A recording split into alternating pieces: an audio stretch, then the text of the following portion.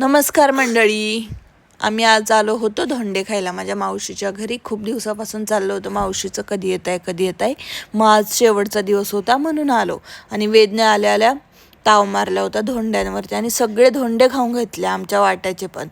आणि मग जेवण करायला टाईम होता त्याच्यामुळे आम्ही निघालो घास आणायला. आणि मी खूप दिवसातून आज मावशीच्या शेतात आले होते आणि ही बकरी पण आमच्या मागे लागून आली होती पाठोपाठ आमच्या.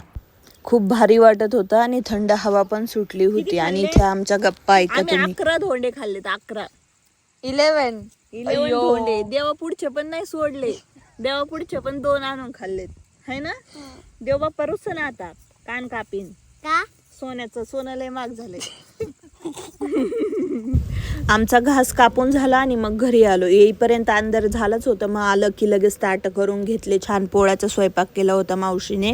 आणि बटाट्याची भाजी पुरी पण केली होती जावायसाठी, कारण त्यांना जास्त पोळ्या आवडत नाही. जेवण वगैरे केलं आणि सकाळी असं मग आता ओटी भरायचं निघलंय ना, नवीनच चालू झालंय.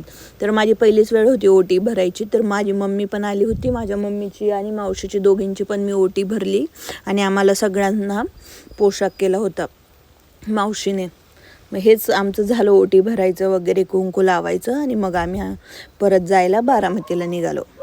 चला तर मग तोपर्यंत बाय.